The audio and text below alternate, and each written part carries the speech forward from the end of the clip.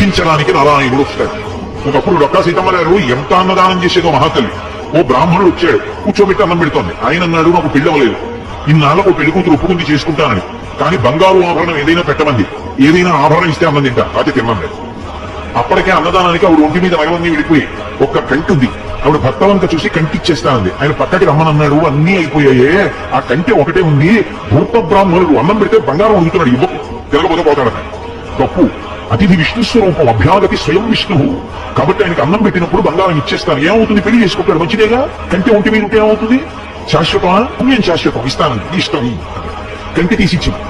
ఆ కంటి తీసుకెళ్లి అరిటా కింద పెట్టి ఆయన అన్నం తీసేశాడు సంతోషంగా. ఉత్తరాపోసనం పెట్టాడు, చీకడుకోవడానికి బయటికి వెళ్ళాడు. ఊరంతా కలిపి ఉంటుంది ఆ కనవరం. కాబట్టి ఆ బంగారు కంటి కనపడింది ఆకెత్తుతుంటే సీతమ్మ గారికి. అయ్యో వెర్రి బ్రాహ్మణుడు కంటి మర్చిపోయాడని పరిగెత్తుకెళ్లారు, పిలుద్దామని. కనపడలేదు. భర్తని పిలిచి వెతకమన్నారు, ఎక్కడా కనపడలేదు. అయ్యో బ్రాహ్మణుడు ఇంత కంటి అడిగాడు, విడిపోయాడని కొడుకు నిద్రపోయాడు. ఆవిడకి కలలో శ్రీ మహావిష్ణువు కనపడ్డారు. సీతమ్మ, ఇంతమందికి అన్నం పెడుతున్నావే, ఒక్కసారి నీ చేతి అన్నం తినాలనిపించిందమ్మా, బ్రాహ్మణ రూపంలో వచ్చాను. అభ్యాగతిని గదువు పరీక్షించాలని కంటే అడిగాను, ఇచ్చేశావమ్మా. సాలు తల్లి మురిసిపోయాను, నీ ఒంటి మీద నగలైపోయాయని బెంగ పెట్టుకుంటున్నావా? ఇంతకింత బంగారం నేను ఇస్తాలే అమ్మా. ఆవిడ లేచి భర్తకి చెప్పింది కళ.